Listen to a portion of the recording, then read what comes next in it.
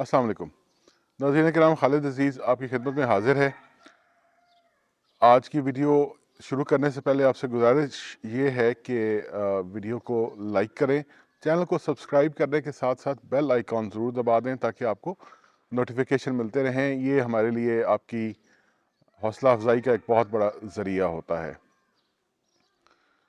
बुनियादी तौर पे दो ही चीज़ें आपके सामने रखनी हैं, लेकिन उसके साथ साथ एक ख़बर भी आपके सामने रखता हूँ। पहले ख़बर आपको बता देता हूँ एक जो हमारे यहाँ पे इम्पॉर्टेंट है, और उसके बाद दो और जो अहम जो ख़बरें हैं वो भी रखता हूँ। वो बुनियादी तौर पे दो फैसले हैं।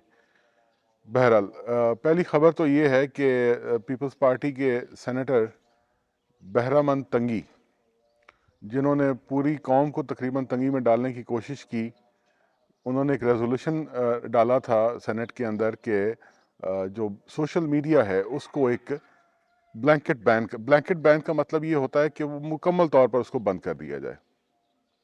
ये ट्विटर हो गया, एक्स यानी कि, और इंस्टाग्राम, यूट्यूब, फेसबुक, सब कुछ इसके ऊपर उन्होंने बैन की एक करारदाद सेनेट में लाई थी, लेकिन उन्होंने वो वापस ले लिए चूँकि उसको बहुत शदीद किस्म का रद्द अमल आया है। इवन पार्टी के अंदर से, पीपल्स पार्टी के अंदर से भी रद्द अमल आया है, बाकी सेनेटर्स ने भी, और इसके अलावा जो जनरल पब्लिक है उसने भी उसके ऊपर बहुत ज़्यादा क्रिटिसाइज़ किया।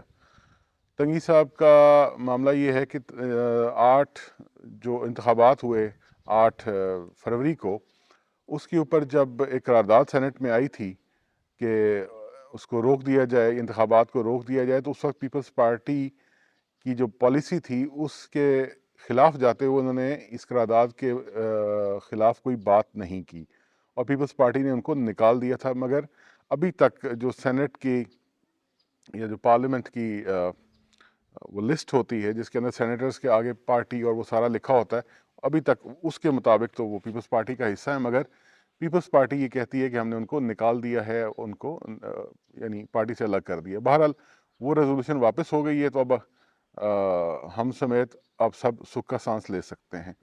अब बात करते हैं दो फैसलों की। एक फैसला आया है इलेक्शन कमीशन ऑफ पाकिस्तान का, और एक फैसला है यूएस सुप्रीम कोर्ट का। इलेक्शन कमीशन ऑफ पाकिस्तान ने फैसला ये किया है कि जो सुन्नी इत्तेहाद काउंसिल, क्योंकि पीटीआई के सारे लोग जो हैं वो आज़ाद जो इलेक्ट होके आए थे वो सुन्नी इत्तेहाद काउंसिल में शामिल हो गए थे, लिहाजा सुन्नी इत्तेहाद काउंसिल ने रिजर्व सीट्स मांगने की वो दरख्वास्त डाली हुई थी वहाँ पे इलेक्शन कमीशन में।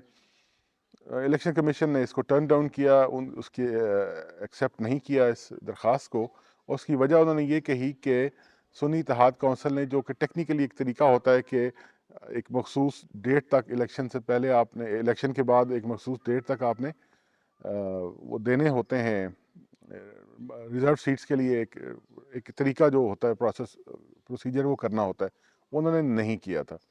तो इस बुनियाद पे उनकी वो रिजेक्ट हो गई।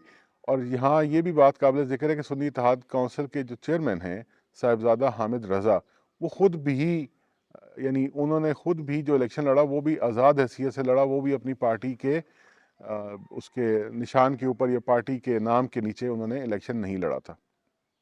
ये एक फ़ैसला है। और उसका उन्होंने कहा ये है, ये फ़ैसला जो है उसमें पंजाब के जो मेंबर हैं उन्होंने उससे थोड़ा सा इख्तलाफ करते हुए ये कहा कि ये सीट्स किसी और को देने की बजाय इनको जब तक ये अल्टीमेट फ़ैसला नहीं हो जाता इनको खाली रखा जाए और उसके बाद किया जाए। बहरहाल अब वो सीट्स जो हैं वो बाकी पार्टीज़ को दी जाएंगी, जिस तरीके जो प्रोपोर्शनेट एक तरीका होता है उसके तहत।